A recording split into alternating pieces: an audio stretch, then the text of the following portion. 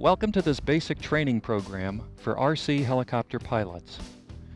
This is my fleet, and what I have before me is a 60 size helicopter and a 30 size helicopter. The assumption that I'm making for this program is that you have either just purchased one size or the other of these machines, or you are about to purchase one. If you have not made your purchase, you may be interested in some differences between these two machines. The 30 size helicopter is an excellent machine to learn how to fly the helicopter. It has several advantages. It is less expensive to operate because it uses less fuel. It is less expensive to repair. The 30 size helicopter is actually very stable and is a good machine to learn on. The upside is that these helicopters will do virtually anything that you would like them to do from a standpoint of 3D aerobatics.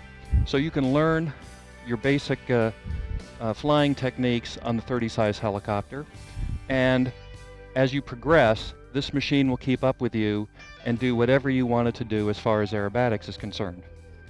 The 60 size helicopter has some other considerations. By virtue of its larger size and weight and larger engine, this machine tends to be a little bit more stable in various flying conditions, particularly if it's windy. The downside is, of course, that it is more expensive to purchase. It's about 50 to 60% more expensive than the 30. It is more expensive to operate because it has a larger fuel tank, and the parts are more expensive. But as I said, it is a very stable machine to operate on, and if price is no object, you can certainly learn how to fly with the 60 size helicopter. I'm making some basic assumptions in this program that we need to keep in mind. Before we learn the basic flying techniques on these machines, you need to have followed all of the instructions for the assembly of these machines to precise detail as outlined in your manual. Now, what am I talking about here? Well, you need to, when you construct your helicopter, you need to, of course, follow the detailed instructions of the assembly manual. Even if you have an ARF model, you need to go over this manual in precise detail to set it up exactly as indicated. Secondly, you need to go through the instruction manual for your radio, for your transmitter, your receiver, your servos, the setup, the installation, the menus if you have a computer radio, all the details precisely in this manual. Third, you need to follow the instructions for your engine. Your engine has its own manual and its own requirements and its own setup instructions. You need to follow these precisely also. And finally, you need to follow the instructions for your gyro, the setup, the installation, the operation. So that's 4 manuals that you have to follow precisely and to assemble these machines as exactly as you can. Now, once you have done that, are you ready to fly these machines? Well, you'll be close. But in my experience, you're going to need to fine-tune your machine before it becomes really stable enough for you to learn some good flying techniques. There are 2 aspects of balancing the helicopter that you need to keep in mind. There is the mechanical balance and the electronic balance. What I'm going to encourage you to do is to go for the mechanical balance as precisely as possible. Now, what do I mean? The mechanical balance simply is with the controls on your radio all centered, that the helicopter will hover without making any electronic adjustments to your radio to compensate for drift. Now, how do we do that? What you're going to have to do is begin with some basic hovering, see what the helicopter is doing, which way it's drifting, and then make adjustments to the proper linkages on your swash plate and your servos in order to properly balance the helicopter for the hover.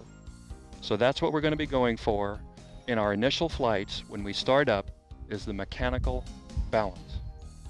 This piece of equipment is another vital part of your training program. This is a spider pod. It will attach on this plate to the bottom of your helicopter. This will offer additional stability to your machine as you begin to learn hovering. Now, there are a couple of considerations with regards to training gear. You will notice that this particular gear is set up for a totally flat orientation. There are training gear, these training gear will do it, and there are other training gear that you can get that will have an angle, that will down angle the legs. What this does is it creates a situation in which the helicopter will bounce off of the ground. So the question is, what orientation do you want your spider gear? Do you want it straight out, or do you want it angled down? There are considerations for each. If you angle the legs down, as I said, the helicopter will bounce. What will happen is the helicopter will come down, the legs will spread out, and it will build up energy and toss the helicopter back up into the air. So you get this bounding sort of effect. You need to make a judgment as to whether or not that will be acceptable for you. You may find it disorienting when you want to set the helicopter down and it ends up bouncing up into the air. If you have the gear out straight like this, you'll be able to start with very low hovering, set it down, and it won't bounce back in the air on you. The other consideration that you have to keep in mind is that if you are learning to fly, particularly on a 60 size helicopter, because of its weight, it's going to build up a lot of energy when it hits the ground with the legs oriented down. And what that means is, when it throws the helicopter back up in the air, the main rotor blade will flex as a result of that inertia. And if you do not have the proper dampening in your main rotor blades, you run the risk of the rotor blade hitting the tail boom and damaging the blades. So that's a consideration, at least for the 60 size. It's not that big of a consideration for the 30 size. So now we're going to get started, and we're going to talk about starting up your helicopter for the first time, what to expect, what's going to happen, and basic hovering techniques. I would recommend that you spend anywhere from 30 to 50 hours on a helicopter simulator before you actually attempt to fly your helicopter for the first time. The helicopter simulator will give you a basic feel for what to expect with the controls on the helicopter. It's a cheap way to learn how to fly because you can crash it many times and all you have to do is reboot to start it up. There are a number of very fine helicopter simulators on the market. I strongly urge you to check one out, buy it, use it faithfully for at least 30 to 50 hours before you actually start flying the real thing. Okay, we are now going to start on the first steps to starting up our helicopter and seeing what it will actually do when it gets running. You will notice that I have attached the spider pod to the bottom of the 60 size helicopter. I've also brought out my radio. In this particular case, I do have a computer radio, and I have attached it to a radio tray that goes over my shoulder and hangs in front of me. The advantage of having a tray like this is that you don't have to think about how you're holding up your radio. You can concentrate on the controls. Not everybody uses this kind of a tray. You have to determine for yourself what is the most comfortable way for you to operate your radio. Another thing I would say about operating the radio is that I've seen two kinds of techniques for actually holding the joystick. Two-fingered and with the thumb. You'll need to determine for yourself what technique works best for you. I use the thumb technique. I just feel like it gives me a little better feel for what the controls are doing. So that's a consideration that you may wish to think about. This is the throttle hold switch. On this radio, it's located here on the right-hand side. The throttle hold is a very nice safety feature that you want to utilize whenever you can. By turning the throttle hold switch on, this allows you to program in a fixed amount of throttle into your helicopter, and it will not vary. This is a very good safety feature for starting up in a guaranteed idle and carrying your helicopter out to the field prior to flight without risking accidentally hitting your throttle and jumping the engine RPM up suddenly. Now, the idea behind the range check is to make sure you're getting the strongest possible signal from your transmitter. And to do that, you want to leave your antenna retracted, okay? And then I'm going to walk back 50 feet, and even though I'm 50 feet away with the antenna retracted, I should get good servo response on the helicopter. So now I'm going to step back. I'm going to go back 50 feet. I've measured this ahead of time. So now I'm going to start working the servos. So here we go. I'm forward cyclic, back cyclic, left and right, left and right. So even though I'm 50 feet away, I'm getting very good response. Now I'm doing my pitch and throttle. Pitch and throttle together are called the collective because you're affecting both the throttle and the pitch. And I think you'll agree, as my assistant, that we're getting a good response. When you're filling your helicopter fuel tank, do not fill it all the way to the top. Be a little stingy on that. Leave a little room, a little airspace up at the top, maybe a quarter of an inch or more, so that there is some air pocket up there. The other thing I would mention is that it's important to filter your fuel. Now, I happen to have a fuel filter in the line with my rotary pump, and it's also a good idea to filter your fuel on the helicopter itself. Okay, we've finished fueling our helicopter, so we're ready to start.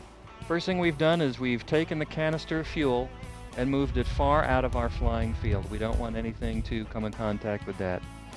Now what we're going to do is a step-by-step procedure on starting up your helicopter. Okay, here we go. Step number 1.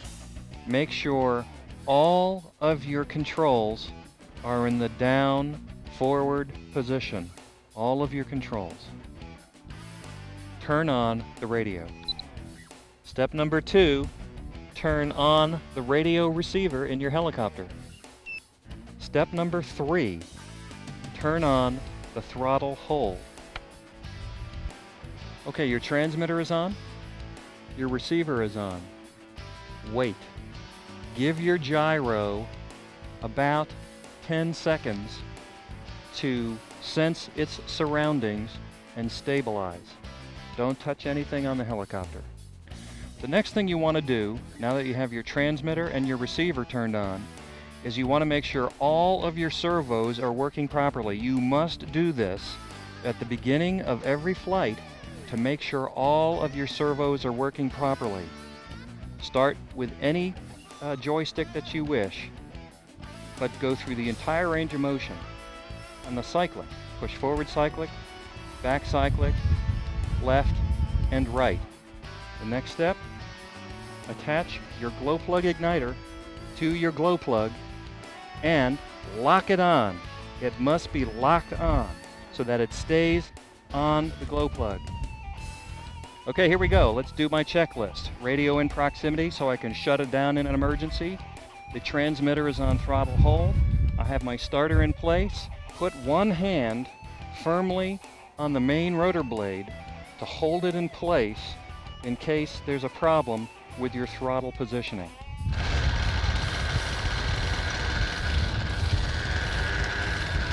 That was a good start. We're ready to fly. Now, I'm going to move my radio, going to move my battery, and now I'm going to take off my glow plug.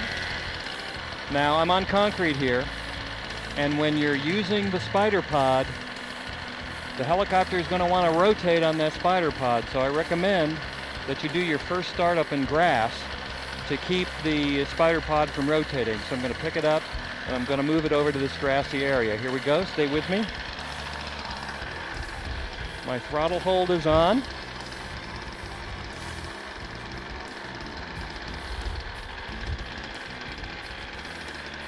I've got the helicopter down in the grass and it's facing me.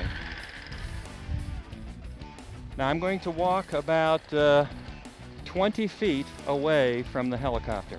Now I'm going to extend my transmitter antenna all the way. That's very important. Now the first thing I'm going to do before I take off the throttle hold is to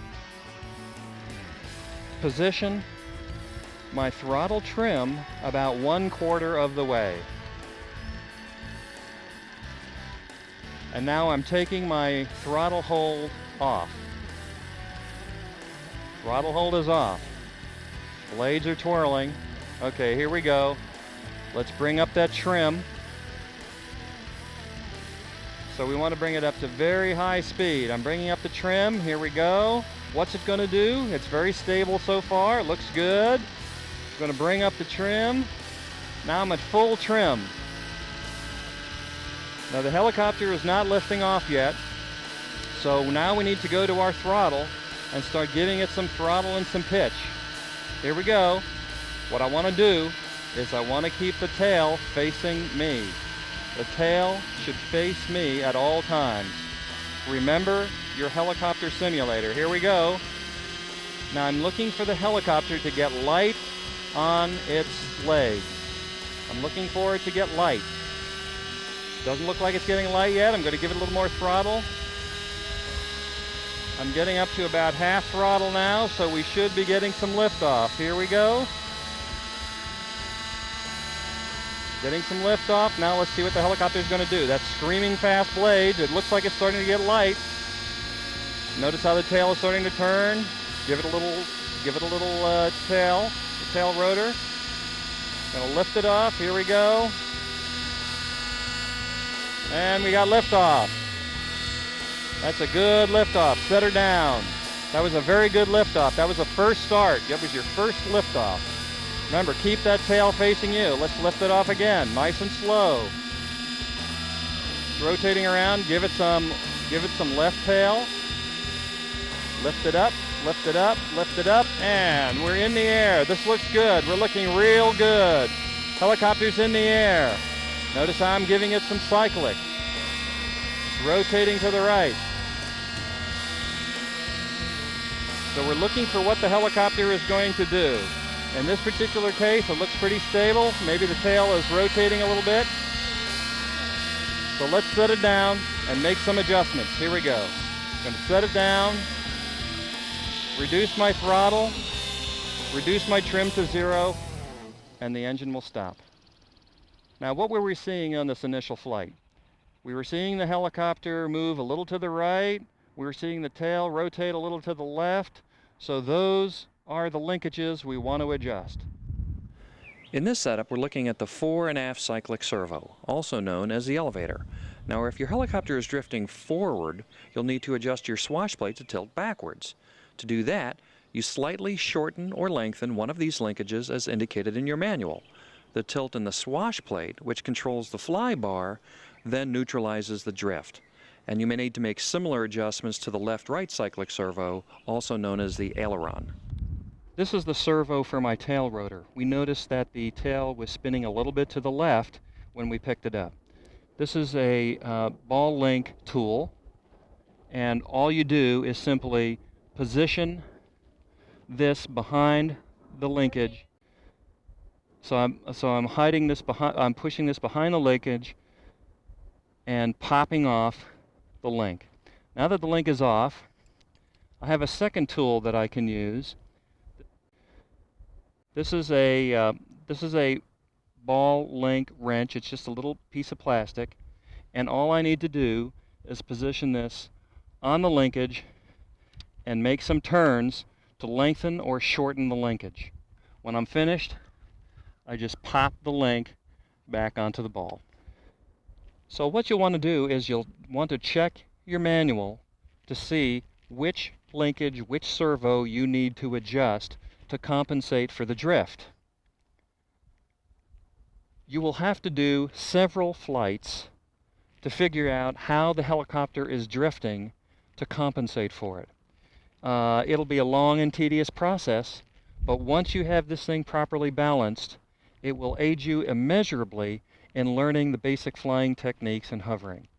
Okay, so now we're going to start flying again, and we're going to assume that we have had several flights to adjust for the drift and the linkages. And we have a very close to perfectly balanced machine. Perfectly balanced is very hard to achieve, but for purposes of demonstration, we'll say we're very close. Let's start flying, and let's talk about basic hovering techniques. Okay, what we're going to learn now is the tail in hover. We've been doing that already, but the primary goal is to get to the point where we can hover the helicopter for an entire tank of gas at about eye level with tail in. So we're going to start it up now. I'm putting my trim up to about 1/4 position, taking off the throttle hold, and now I'm going to ease up the throttle trim, nice and slow, bring it up to speed. Here we go. Getting up those RPMs. Helicopter looks pretty stable. Now we're at full trim. Okay, we're ready for our liftoff. Here we go. We're going to take the helicopter up to about eye level. That is our goal. Bringing up the RPM. And here we go. Helicopter is lifting off.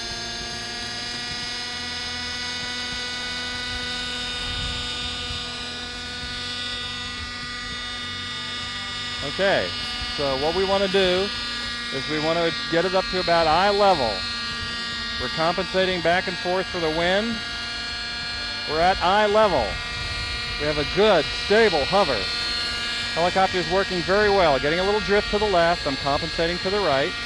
One of the things you got to keep in mind is that because of the nature of the helicopter, it will tend to cycle. Once it starts going in a direction, you'll want to compensate for it. That will make the helicopter go back in the opposite direction, so you'll have to compensate for that again. That's called cycling. The idea is to have very smooth, very small, very simple, very easy maneuvers with your controls on your joystick. Keep a light touch, small moves, and that way you'll be able to minimize your cycling. I'm getting a little right cycle there, or compensating. The helicopter is working very well. This is what you want to achieve. You want to hover the helicopter at about eye level for an entire tank of gas. When the tail rotates one way or the other, you're going to need to compensate. Tail in hovering is a basic skill. You need to learn this. We're at about eye level here. Nice and stable. Nice and stable. Now the helicopter is cycling up and down, so you have to adjust with your throttle and your pitch. Keep it as stable as you can. Stable as she goes. You'll notice that I'm wearing sunglasses. One of the things that I would encourage you to do before you fly is to prepare yourself physically and mentally. One of the things you can do physically is to wear sunglasses, particularly on a sunny day like this. Sunglasses will reduce the glare, reduce your squinting, and make it easier to pilot your helicopter. Also, when you're flying, it's very important that you don't drink any alcoholic beverages at all when you know you're going to be flying your helicopter.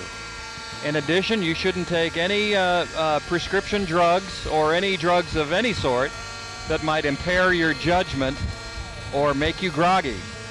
When you're flying a helicopter, you have to be absolutely alert and prepared for virtually anything at a moment's notice. One of the things that you want to do is keep an eye on that fuel. If you have a timer on your radio, you can adjust it to give you a signal at a certain amount of time so that you'll know when you're running out of fuel. If you don't know how long your helicopter is going to last on a tank of gas, just keep an eye on the fuel. You don't want it to go so low that it disappears, from sight, that the fuel disappears from sight. You want to have a little bit left so that you don't run out of gas in mid-flight. Cycling again here. I'm bring it up a little bit. We're nice and stable here. We've got a pretty good little hover going on here. Trying to achieve that hands-off hover. Pretty close, pretty close. Might have to make some electronic adjustments. Electronic adjustments are okay. They're fine to do as long as you understand that they could be lost if you disconnect the battery, or if you have a radio problem, or for some reason the memory gets blank. That's why a good mechanical balance will always serve you in good stead. So here's what we want to achieve: a good, stable nose, or tail-end hover for an entire tank of gas. Always keep that tail facing you. The purpose of the tail-end hover is that when you're in this position, all of the controls in the helicopter are normal. Forward is forward on the cyclic. Backward is backward. Left is left. Right is right. Everything is normal when you're in this position.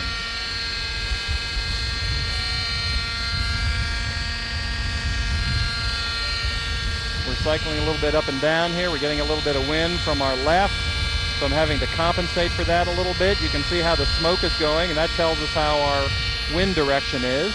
And you can also see the flag at the end of your radio control. That will give you a hint as to which direction the wind is going. We want a nice stable hover. Try to keep it as level as possible. It's fun. It's a fun thing to do, just to test yourself to see how stable you can keep this helicopter. The key to being safe and secure in your hover is to always fly with the nose into the wind. That means in this particular case, the wind should be coming from the right of your screen to the left. If the wind is coming from behind you, it will definitely affect your flight characteristics in a way that you will not be prepared for. And flying with the nose into the wind like this will make sure that you have a stable flight and give you lift when you need it. Because all you have to do when the wind is flying into your nose is to lift that nose up a little bit, and you'll get some additional lift.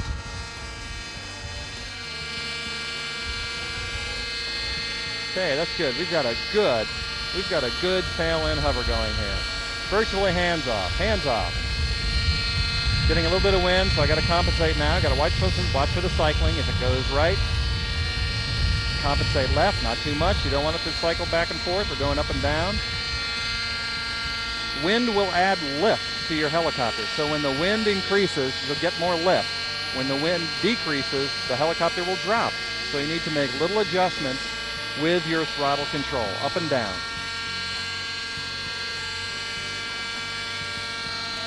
Stage 2. Let's talk about stage 2 of the tail-end hover. What you'll want to do is you'll want to try looking at your tail-end hover at different altitudes. So when you get comfortable hovering the helicopter at eye level, don't hesitate to bring it up a little bit. Getting a little higher now, a little higher. Notice how the positioning has changed. When you change altitude, leave it there. Hover at that altitude for as long as you can. The whole tank would be good. So when you change that altitude, get used to it. When you do your tail-end hover, you'll want to go high, you'll want to go low, but whatever you do, try, at least at the early stages, try to maintain that altitude for a while before you drop it down. The other thing that's good about the Spider Pod is that not only does it add weight to help stabilize the helicopter, but it gives you some additional cues so that you can see which way the helicopter is going. Left or left, right, you can see the balls moving. Don't get used to this, however, because at some point you're going to want to take the Spider Pod off of your helicopter, and you'll lose those cues. So at the beginning, it's okay to be looking at your Spider Pod, but what you really want to get used to is looking at the body of the helicopter and at the blade. Okay, so we're talking about tail-end hover at different altitudes. Eye level and higher. always be comfortable. Take it in small steps. There we go. That's the tail end hover. Now let's talk about landing. We want a nice, easy landing.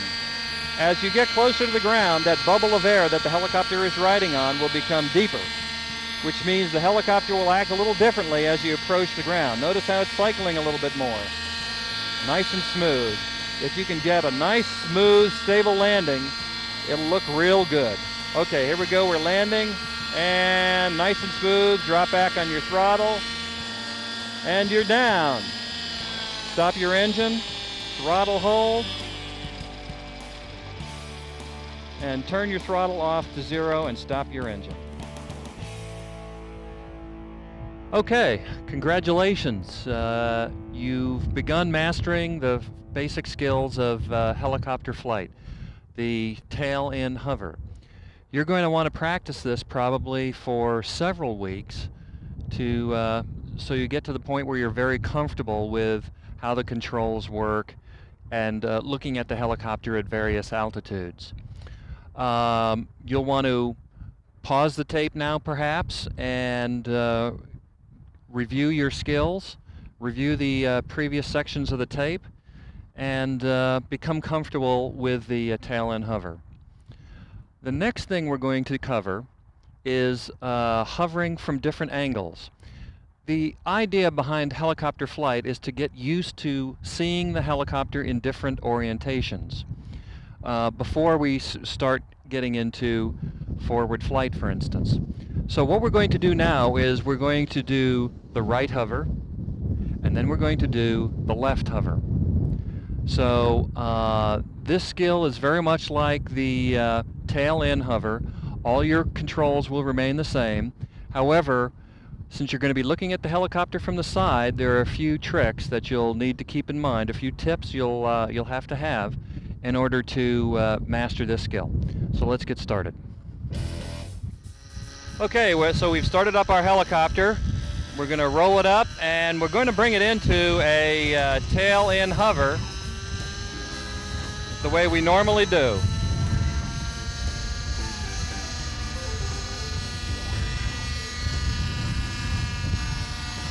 Okay, so here's our tail end hover.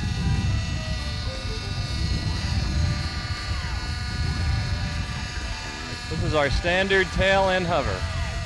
Now what we want to do for the right hover is we want to move the nose to the right.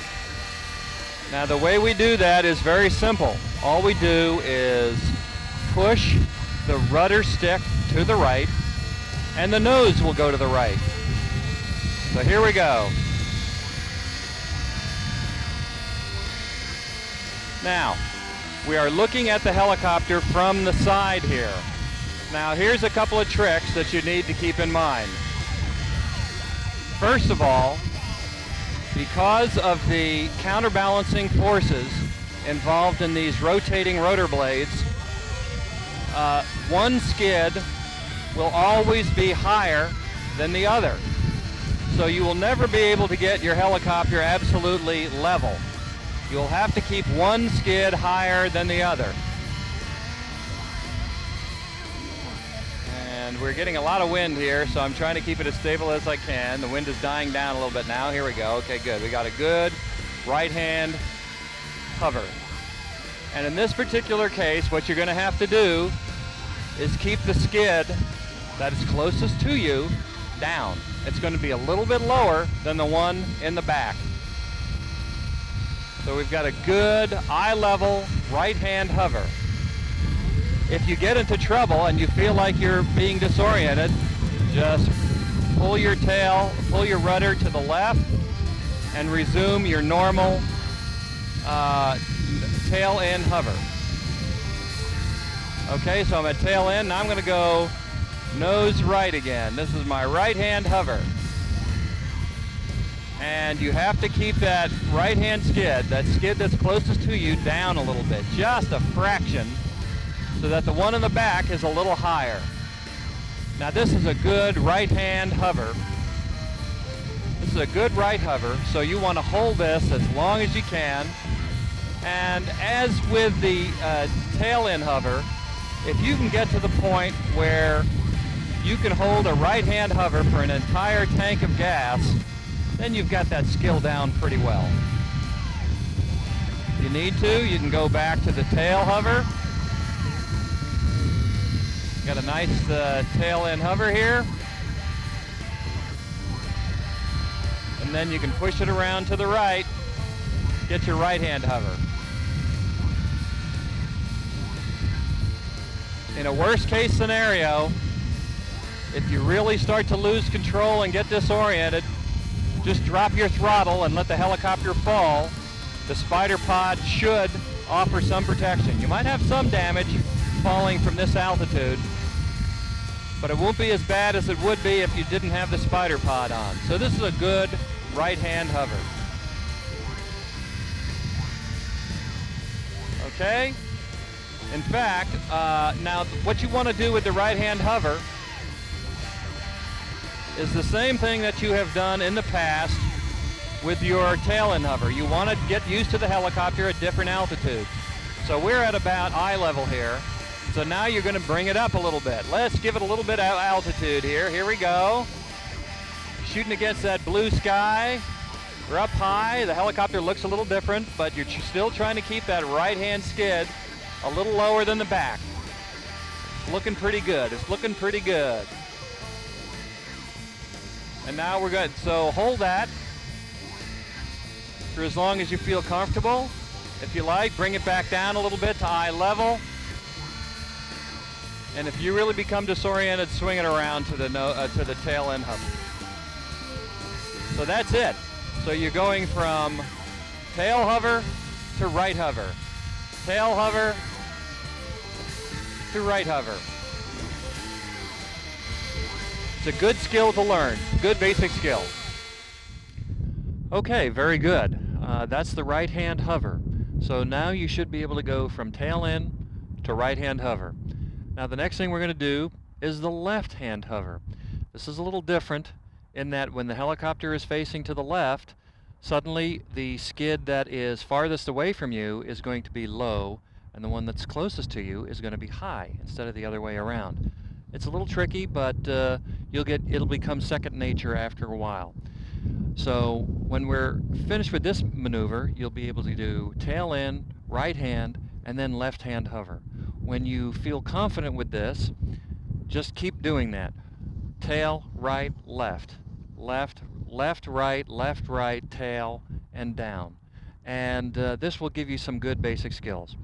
Another question that you might have is, when do you remove the spider pod? Well, I think the short answer to that is when you feel comfortable. The most important thing that the spider pod does is it makes sure that your landing is flat and stable. So after a period of weeks, when you've been doing these hovering maneuvers, when you get comfortable with being able to land straight and true, then feel free to take off your spider pod. We're going to do the left-hand maneuver with the spider pod on, and from that point on, we'll remove it. So let's take a look and see how the left-hand hover goes. Okay, here we are in our familiar tail end hover, fighting some wind here, so we're getting some serious cycling. Wind's blowing at about 5 to 8 miles per hour in gusts.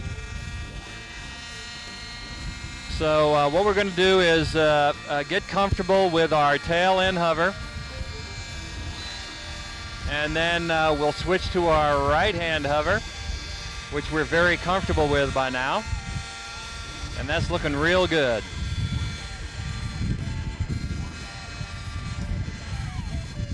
Getting a lot of wind. You'll notice that when I right hand hover, the nose of the helicopter is pretty much into the wind, so if I lift the nose up a little bit, I'm getting some big lift here, so I'm making a lot of little adjustments, getting used to my right hand hover. Okay, now I'm going to go back to my standard tail end hover, and we're going to try the left hand hover. Try to stabilize it a little bit here. Here we go. And left hand hover.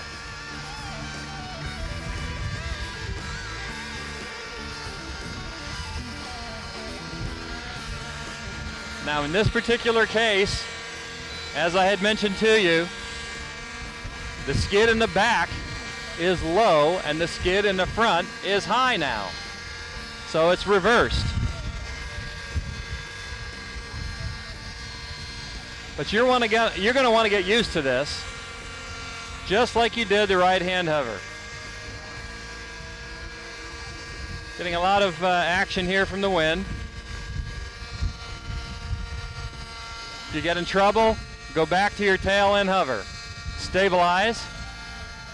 Let's not forget our right-hand hover. So let's do that for a couple of seconds so we don't forget that. Swing back to your tail end hover. Now let's do our left-hand hover. There we are in our left-hand hover. Doing real good. Fighting that wind. Anytime you have a chance to fly your helicopter in a no-wind situation, you're going to feel more comfortable with the predictability of it. Of course, if you do fly in windy conditions are something that you will actually encounter most of the time when you're flying, then by learning how to fly in windy conditions, you'll be ready for most conditions that you actually find in the field during your helicopter flying career.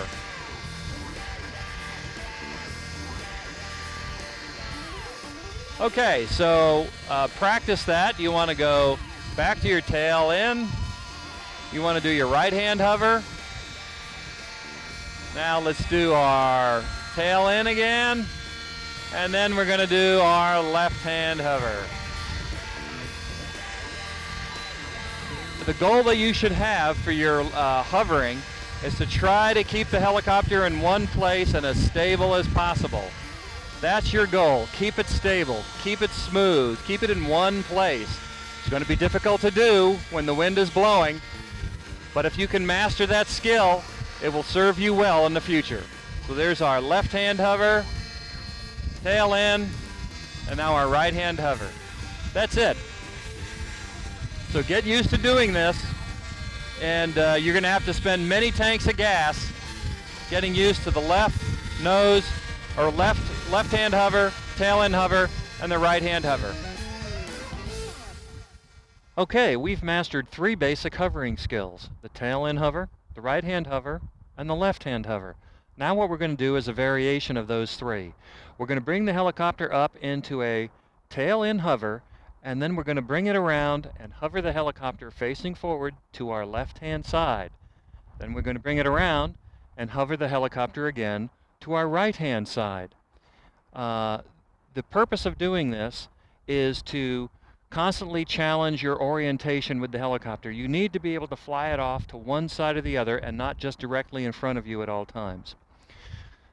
Let me mention one other thing to you. What we're going to be doing now is flying the helicopter without the training gear. I think the only thing that I need to tell you about taking off the training gear and flying with it for the first time is to not be afraid of it, because if you're used to landing and taking off with the spider pod on and you're doing it very smooth and in a very stable fashion, you will actually find that with the landing gear off, it's a very similar experience. It may be scary because you're going to be landing on a much smaller platform on the helicopter skids than on this big spider pod, but I think in the final analysis you'll find that you are very comfortable with it because you know how to land and take off in a very level fashion. The only other thing performance-wise that you may notice without the training wheels on, the training gear on, is that the helicopter lifts up a little sooner because it has less weight. Okay, so let's get started and take a look at how the left hand off to the side hover looks and the right off to the side hover looks. They're just variations of the right hand hover and the left hand hover. Here we go. All right, now here we are in our tail end hover. Keep the tail end hover and bring the helicopter directly to your left hand side. You're going to back it up nice and slow, back it up.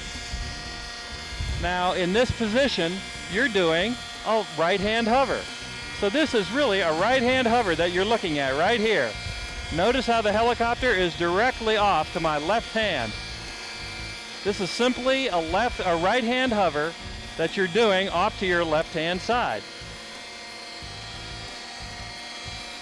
And again, you need to get comfortable doing this. You need to spend time with it. It's difficult to do. It's a different orientation, but it is basically just a right-hand hover off to your left-hand side, keeping that one skid lower than the other. The skid that's closest to me is lower, because that's what happens in a right-hand hover. And it's directly off to my side. This is just another way of orienting yourself with the helicopter. Okay, now I've done that. Now I'm going to bring it to a hover to my right-hand side. So keep your tail in orientation, get comfortable, bring the helicopter off to your right. I'm giving it some right cyclic. And the idea is to get yourself a good left-hand hover. Now this is a left-hand hover. And I'm going to bring it directly off to my side here. That is a left-hand hover. It's a left-hand hover to your right-hand side. Now you're going to need to get very comfortable with this. Do it for quite a while. But again, basically it is just a left-hand hover. It's a left-hand hover off to your right-hand side at eye level.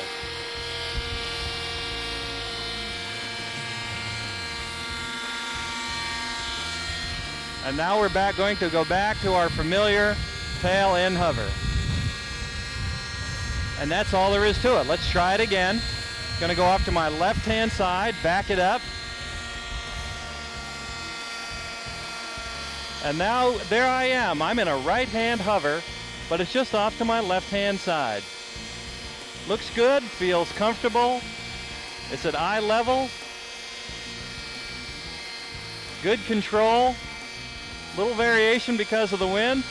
Again, we're not flying on a totally calm day here, so we are getting some different fluctuations with the wind. And try to keep it at your eye level. Okay, that's good. Now let's do it one more time. Bring it around. This requires a little forward flight. We haven't officially launched off into forward flight yet, but you're going to have to do this in order to maneuver it around. And here we go. We're going to do that left-hand hover off the right-hand side. Left-hand hover off the right-hand side. Looks good. Feels good. Left-hand hover off the right-hand side.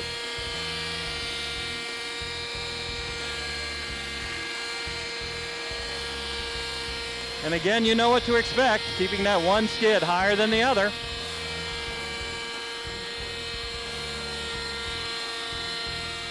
And that's it. Back to our normal position, and let's go ahead and land.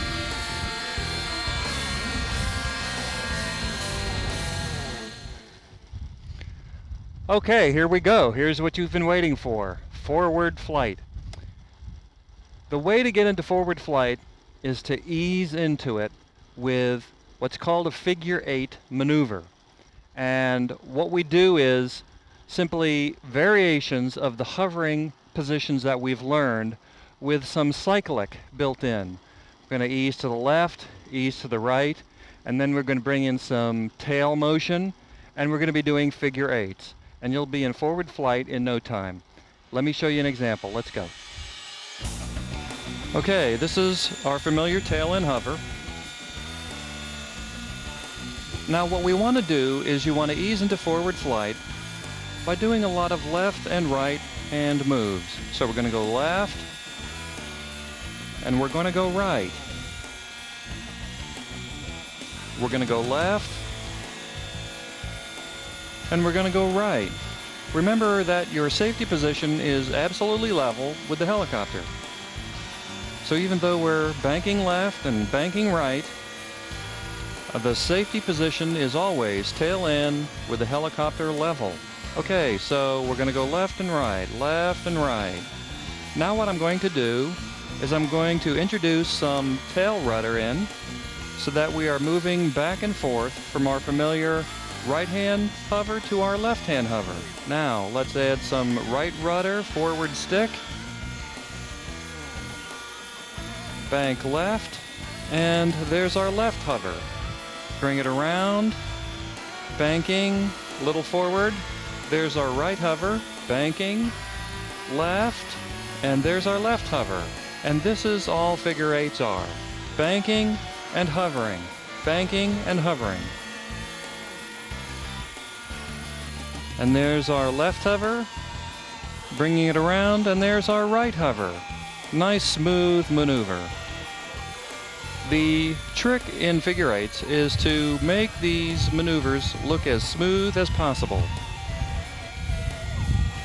So the more you get used to it, the more natural it will look.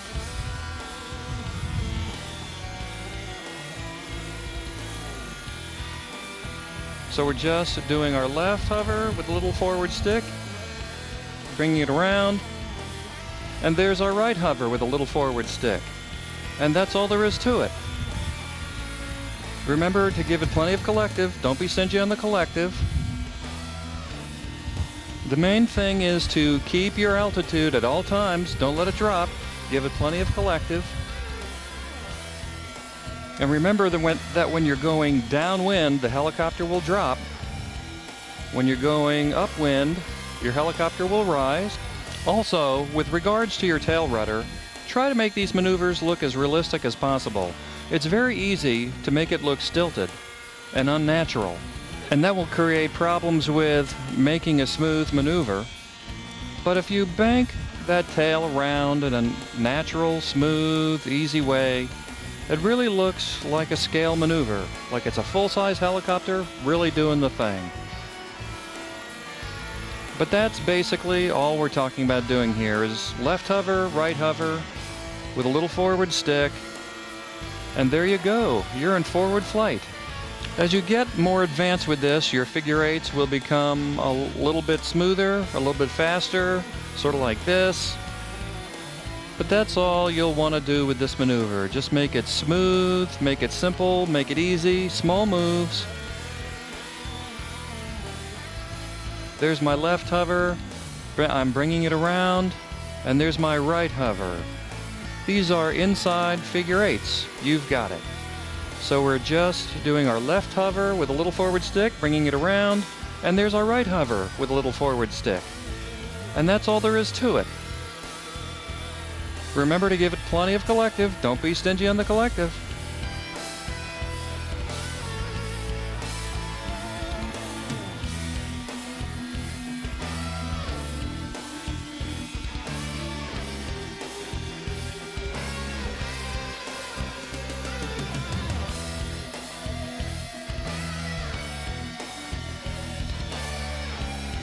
And now I'm going to land.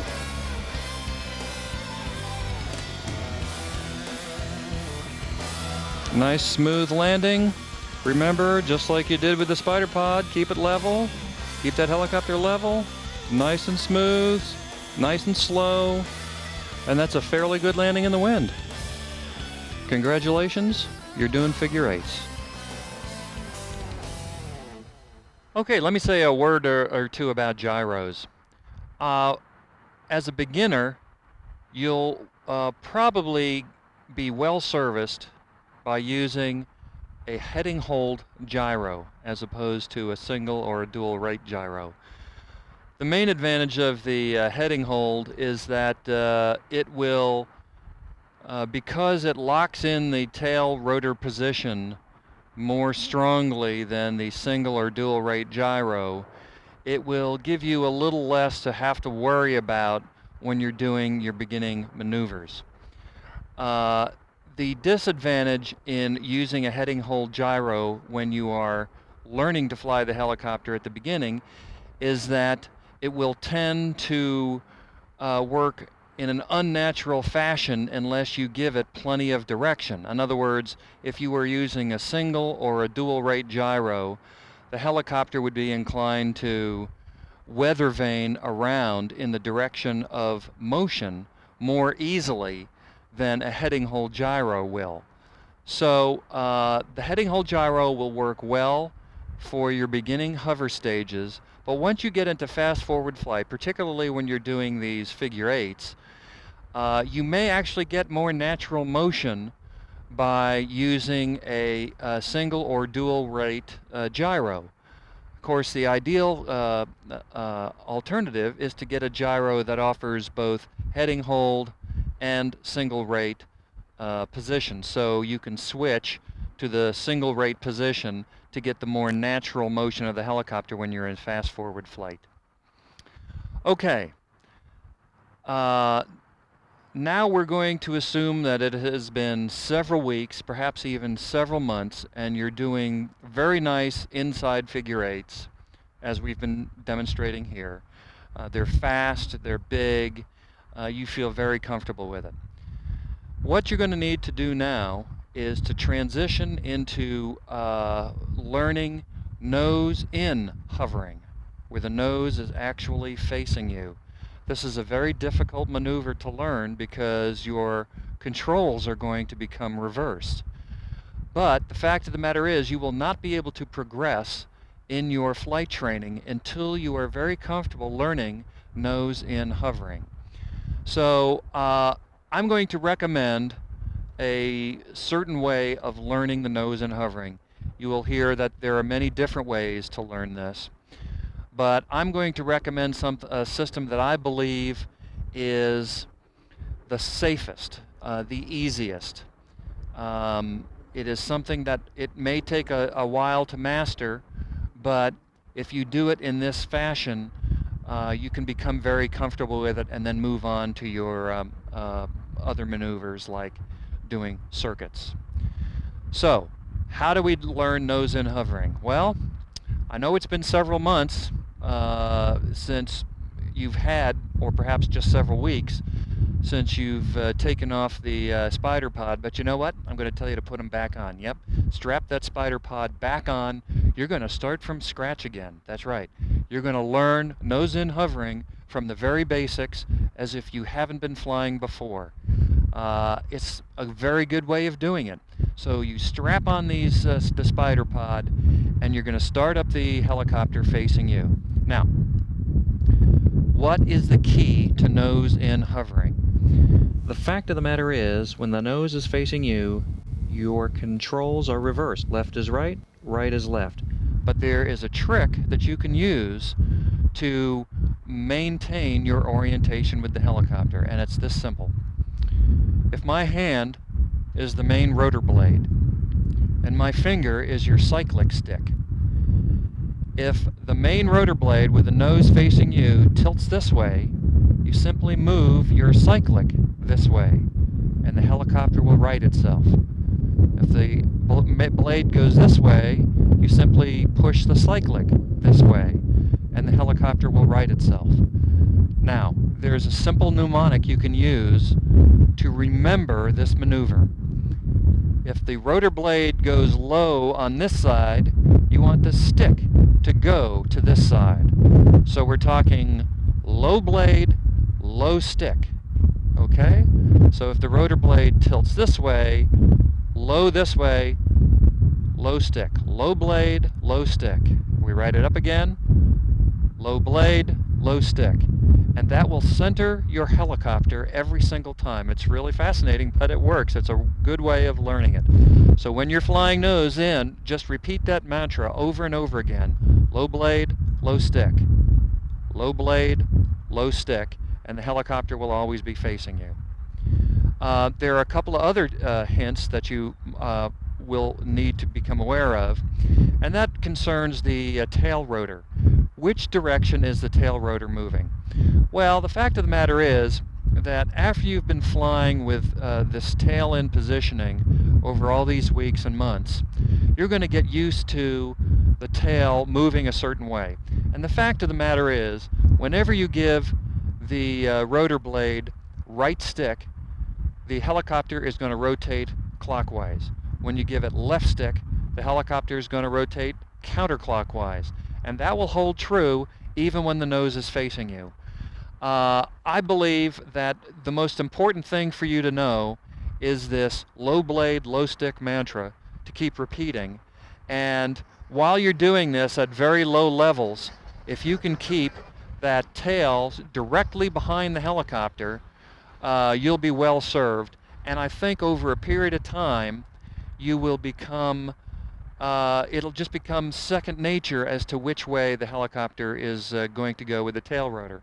But the fact of the matter is, as I said, right rotor means clockwise rotation, left rudder means counterclockwise rotation, and that will never change.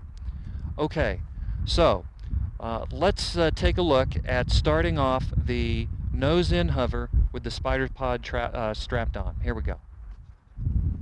Okay, you'll notice for this demonstration that we have switched to our 30 size helicopter, and the reason for doing this is pretty straightforward. The 30 size helicopter will be more forgiving when you're attempting to learn the risky nose-in hovering procedure. If you should have a mishap, the 30 size helicopter will be less likely to be damaged, and if it is, it'll cost much less to repair. Okay, so what I'm going to do is I'm going to get the speed of the engine up a little bit, get those rotors going, and the first thing I'm going to do is I'm going to test the responsiveness of the helicopter before I take off here. So what I'm going to do is I'm going to give it a little forward cyclic, and notice how the nose dips down, and I'm going to give it a little back cyclic, and notice how the back goes down, the nose goes up. Now here's the most important thing. I'm going to give it a right stick, and the helicopter banks to the left. I'm going to give it a left stick, and the helicopter banks to the right. So our controls are opposite. So here I'm giving it a little right stick, and it banks to the left. Giving a little left stick, and it banks to the right. So you need to get used to what this thing is going to do before you take off. Okay, the first thing you're going to want to do is when you do the nose-in hover, you want to get it out of the ground effect as quickly as possible. So you're going to want to throw it up into the air at eye level as quickly as possible so that you can have maximum control of the helicopter. So I'm going to roll it up. Here we go. Getting the speed up. And push it up to eye level quickly. Okay, we're at eye level. And here we're using our low blade, low stick mantra. Trying to keep it as stable as possible. Now you want to get used to doing this nose-in hover. So it's going to take a while to do. If you can burn an entire tank of gas while you're nose-in hovering, you're going to be in very good shape, because it takes all of your skills to keep that tail directly behind the helicopter. You're going to have to do a lot of maneuvers here. Remember, low blade, low stick. And remember to push the stick forward, makes the nose go forward. So this is essential. These are the essentials of the nose-in hover. Now we're fortunate in that our wind has died down here, so we're getting a pretty good condition for doing this nose-in hovering. Now, the question you might ask yourself is, if I get disoriented, if I feel like I'm losing control, what is my out? The rescue maneuver is going to be, in my opinion, to either land as quickly as you can, or preferably throw the helicopter around into your tail-in position. Then you're going to be familiar with the throws and with the controls, and everything is going to feel familiar. And then what you're going to want to do, instead of trying to maneuver it around, land the helicopter. So I'm going to go ahead and land the helicopter and put on my throttle control, my throttle hold, and then go and turn the helicopter around.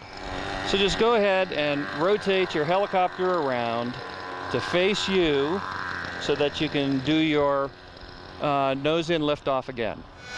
Okay, when you're comfortable with the nose-in hovering, you're going to want to practice transitions to other maneuvers. So all you need to do is give it some tail rudder to go into either your left hover or your right hover. So I'm going to rotate to the right, And there's my right-hand hover. Getting a little wind here, so trying to compensate for it. And of course you can rotate it all the way around to your familiar tail end hover. But now the trick is going to be to get it back to nose in. And for that, at some point, you're going to need to switch your mindset from your typical right-hand hovering attitude to your nose-in attitude. So basically, as soon as I get off axis, I'm pretending like it's nose-in. So I'm immediately going to that low blade, low stick mantra. So I'm going to rotate it around, and there is my left-hand hover. Rotate it around to tail end, nice and comfortable. And if I take it all the way around, there's my right hover again. Take it all the way around to nose in. And as soon as I get off axis, I'm in the low blade, low stick mentality. Now you're going to have to practice this to determine for yourself what is the best time for you to switch into that low blade, low stick attitude. So I'm going to rotate it around again, and there is my left hover. And we can bring it around, and there's our low blade, low stick, nose in hovering again. So I'm right-handed, so I like to go to the right. So there's my right-hand hover. And I can take it around back into the nose in hover. Now, one thing that you're going to have to keep in mind that's going to happen to you every time you give the rudder a control, it's going to rob power from the engine. So your helicopter is going to want to sink. So you should give it some gas every time you do another maneuver. And that will keep the helicopter from sinking. So we're just transitioning from our previous attitudes into the low blade, low stick, nose in hovering attitude.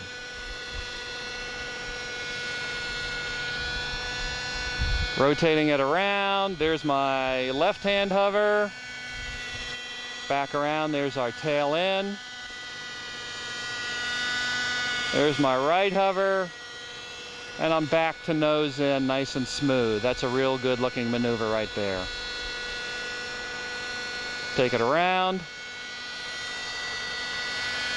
And there's our left-hand hover. Back around, there's our tail end. There's our right-hand hover. And there's our nose in.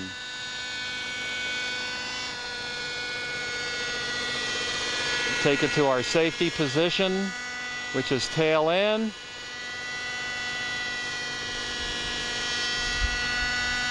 And here's something that might surprise you.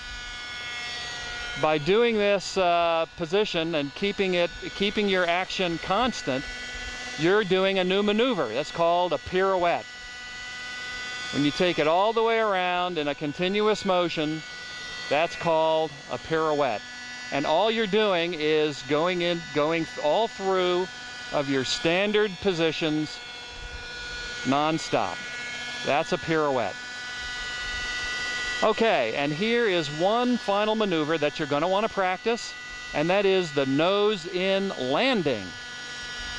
And the nose-in landing is pretty straightforward.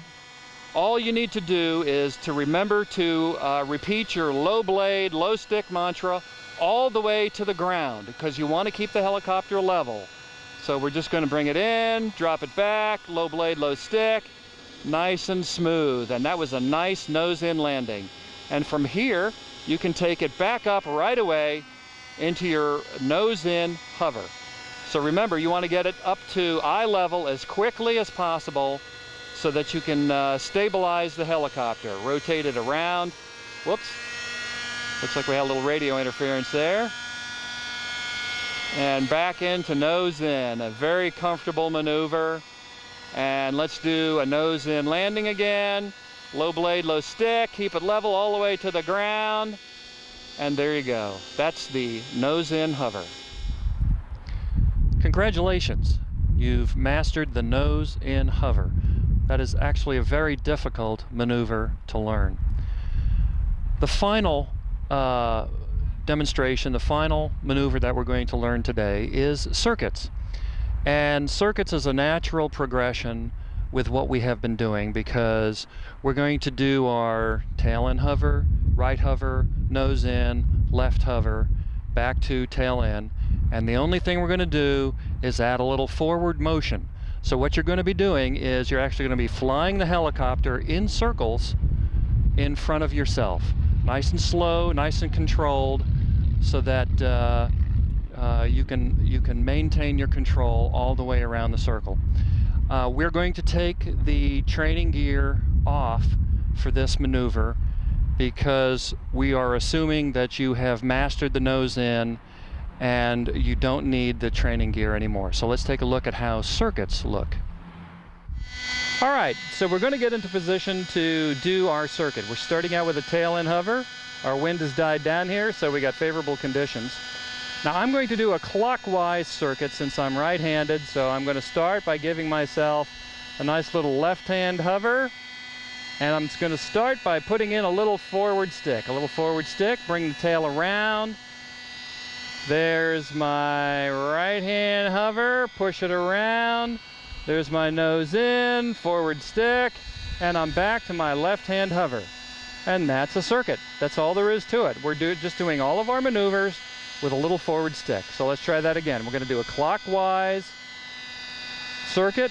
So I'm going to go left hand hover, forward stick, little forward, just a little forward to get it moving, push it around. There's my tail in, transitioning to right hand hover, transitioning to nose in, push it forward, and there's my left hand hover again. Very easy, very smooth maneuver. So let's go ahead and do that again. We're at eye level. Little forward stick on my left hand hover, push the tail around, tail in. There's my right hand hover, pushing it around. There's my nose in, push it forward, forward stick. And we're back to the left hand hover. And that's all there is to it. That concludes this basic training program for RC helicopters. When you are ready to learn new maneuvers or even aerobatics, I would encourage you to seek out expert helicopter pilots at your local AMA-sanctioned flying field. In addition, there are books you can purchase and even videotapes with excellent hints and tips on how to get into more maneuvers and the aerobatics. And you can purchase these materials either at your local hobby shop or off of the internet. So get out there and burn some fuel. I'm sure you'll find flying RC helicopters is as rewarding as it is challenging. So happy flying.